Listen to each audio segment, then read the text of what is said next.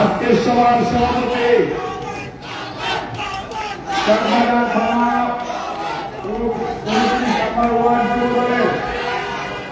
সভাপতি মাসুদ রানা এবং সঞ্চালনার দায়িত্বে আছেন জনাব মুতালেব আহমেদ ঈশা। প্রিয় সহযোগিতা ভাইরা আমার, এই মঞ্চে উপস্থিত জাতীয়তাবাদী যুবদল ঢাকা মহানগর দক্ষিণের সংগ্রামী আহ্বায়ক প্রধান অতিথির চেয়ারকে অলঙ্কৃত করেছেন, যার আন্দোলন সংগ্রামের বলিষ্ঠ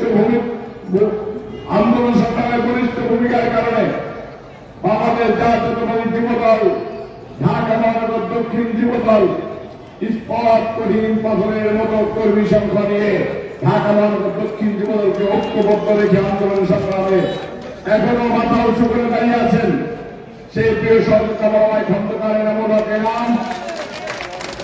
সিনিয়র যুগ্ম আহ্বায়ক এম এ গাফফার, যুগ্ম আহ্বায়ক ইকবাল হোসেন বাবলু, যুগ্ম আহ্বায়ক মুকিব হোসেন,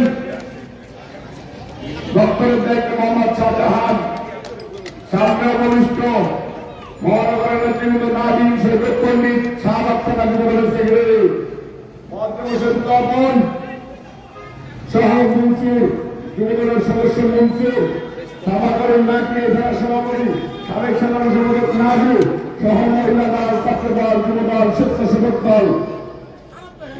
আমি উঠার সময় দেখেছি অনেকগুলো তরুণ বাচ্চা এখানে এসেছেন। আমি তাদেরকে জিজ্ঞেস করেছি এখানে কি জন্য এসেছেন, বলছে আমরা জিয়ার সৈনিক। ভালোবাসা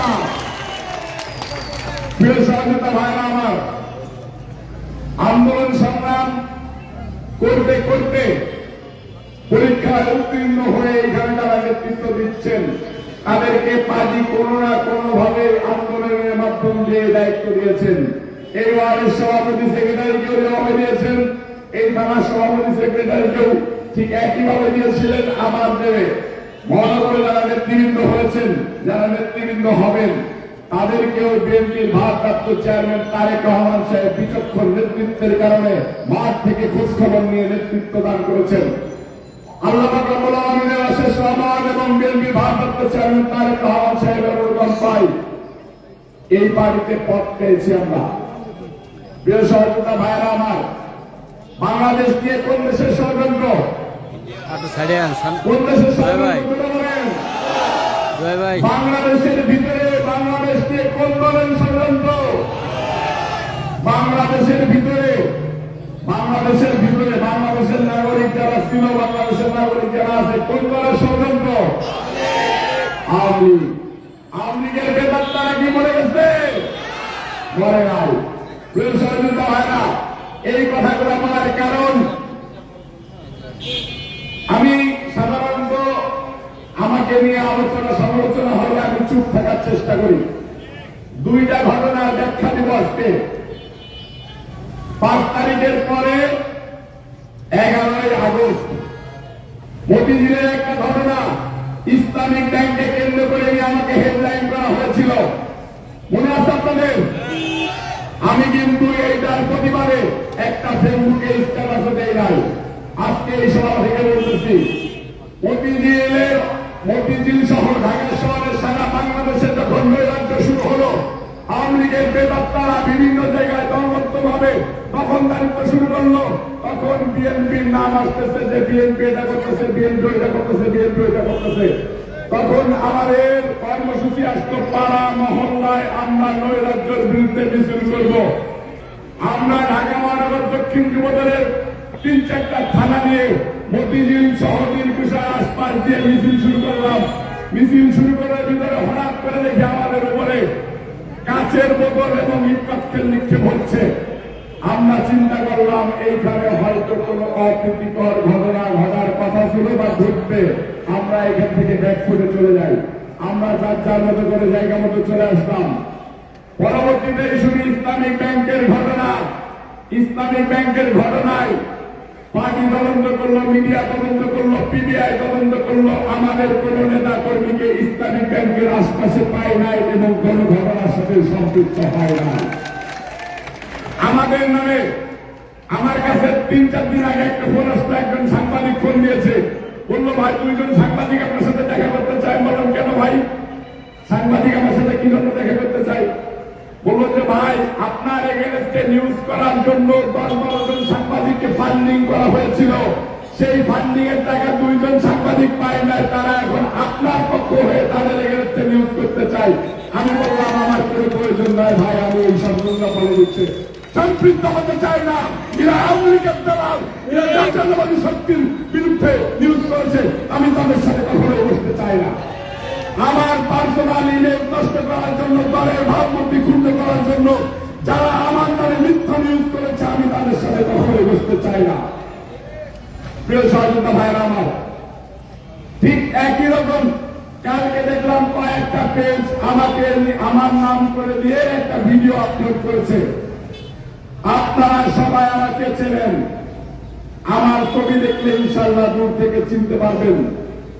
যে ভিডিওটা সোশ্যাল মিডিয়াতে আপলোড করা হয়েছে তার সাথে যদি মিনিমাম কোন সম্পৃক্ততা রবিউল ইসলাম নয়নের থেকে থাকে, রবিউল ইসলাম নয়ন জাতির সামনে কান ভরে থাকে, ঘর দিয়ে রাজনীতি ফেরবে ইনশাআল্লাহ।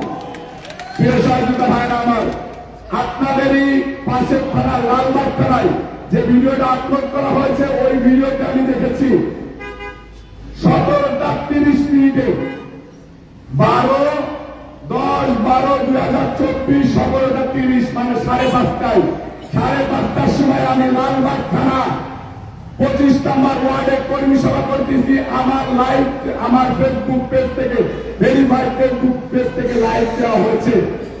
সাংবাদিকদের সাথে যারা আপলোড দিয়েছে তাদের সাথে আমাদের নেতা কর্মীরা যোগাযোগ করলো, যোগাযোগ করার পরেও তারা এই মিথ্যা জিনিস থেকে ভিডিও ডিলিট করে নাই। প্রিয় সহযোগিতা ভাইরা আমার, প্রিয় সহযোগিতা ভাইরা আমার, আপনাদের মাধ্যমে আমি বলতে চাই, আমাকে নিয়ে হারুন বহুবার মিডিয়ার সামনে কথা বলেছে। সরকারের বেপাত্তা ডিবির প্রধান ছিল হারুন, আমাকে নিয়ে বহুবার মিডিয়ার সামনে কথা বলেছেন। ডিবিতে অনেক বাজে ভাষায় আমার মা বাপকে সহকারী দিয়েছেন। আমি কিন্তু ডিমোরালাইজ হই নাই। আমি জাতীয়তাবাদী শক্তি বিএনপির ভারপ্রাপ্ত চেয়ারম্যান তারেক রহমানের সাহেবের সৈনিক। আমার মনোবল ভাঙা এত সহজ না, সহজ না, সহজ না। আমার বাবা শহীদ রাষ্ট্রপতি জিয়াউর রহমান সাহেবের আদর্শের দল করে বিএনপি, আমার দাদা শহীদ রাষ্ট্রপতি জিয়াউর রহমান সাহেবের আদর্শের দল করে বিএনপি, আমার মা শহীদ রাষ্ট্রপতি জিয়াউর রহমান সাহেবের দল করে বিএনপি, এবং আমি যেখানে বিয়ে করেছি সেই পরিবারও বিএনপি। আমাকে দমানো মুসলামরা এত সহজ নয়, সহজ নয়। মিথ্যাবাদীরা মিথ্যা কথা বলে ভিউ বাড়াইতে পারেন, কিন্তু রবিউল ইসলাম নয়নের মনোবলকে কখনো ভাঙতে পারবেন না, ভাঙতে পারবেন না, ভাঙতে পারবেন না। প্রিয় সহযোগিতা ভাইরা আমার, আমি প্রতিজ্ঞা করে বলতে চাই, যতবার রবিউল ইসলাম নয়নকে দমিয়ে দেওয়ার চেষ্টা করবেন, ততবার রবিউল ইসলাম নয়ন দুর্বার গতিতে এগিয়ে যাবে। কোন পালাকে রবিউল ইসলাম নয়নকে ঠেকিয়ে রাখা যাবে না। যতদিন পর্যন্ত সত্যের সাথে, যতদিন পর্যন্ত বেঁচে আছি, সত্য করবো, সত্যের সাথে লড়ে যাবো ইনশাল্লাহ। আমার শরীরের চামড়া গন্ডারের চামড়ার থেকে ইনশাল্লাহ মোটা। আমাকে গালি দিয়ে, ভয় দিতে দেখিয়ে, মেরে ফেলার হুমকি দিয়ে, সোশ্যাল মিডিয়াতে আমার ইমেজ নষ্ট করে আমাকে দমিয়ে রাখা যাবে না। আমাকে গুলি করে হাসিনা দমাইতে পারে নাই, আপনি তো ভাই জাতা জাতা। আমাকে হাসিনা এবং হাসিনার পুলিশ বাহিনী গুলি করে মেরে ফেলতে চায়, কিছু করতে পারে না, আপনাদের জাতা, কিছু বললাম না।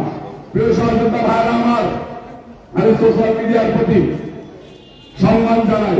আমি সোশ্যাল মিডিয়ার যারা ইউটিউবার তাদের প্রতিও সম্মান জানাই, সাংবাদিকদের প্রতিও সম্মান জানাই। আপনাদের প্রতি বিনীত অনুরোধ, আমি যদি অন্যায় করে থাকি আমার অন্যায়কে অবশ্যই লিখবেন।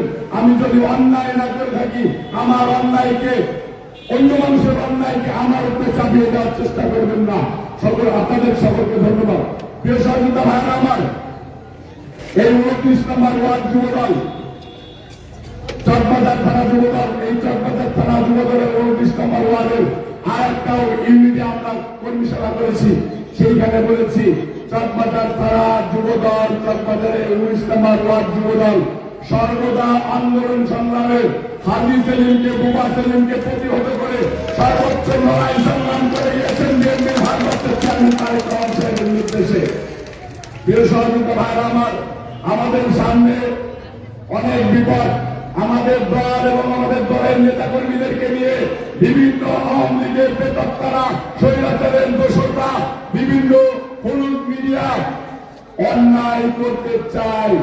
আমাদেরকে ঐক্যবদ্ধ থাকতে হবে, আমাদেরকে চোখ কান খোলা রাখতে হবে, আমাদেরকে সজাগ থাকতে হবে।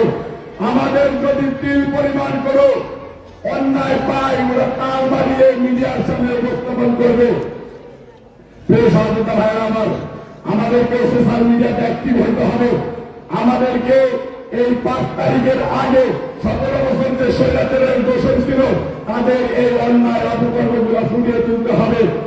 আমাদের নেতা কর্মীরা যেহেতু খন্দকারের নাম রবিউল ইসলাম মহানগর সভাপতি সেক্রেটারি আছেন, 81টি আংশিক ওয়ার্ড এবং 24টা থানার নেতা কর্মীরা ফোন করে বলে, ভাই আওয়ামী লীগের এক নেতাকে ধরে নিয়ে দিয়ে আসলাম, থানার রচিত পাতানি মামলা দিয়ে চালান করে দিল। ভাই ও তো আমার প্রত্যেকে জামিন হয়ে আসছে, আমাদের কি করণীয়?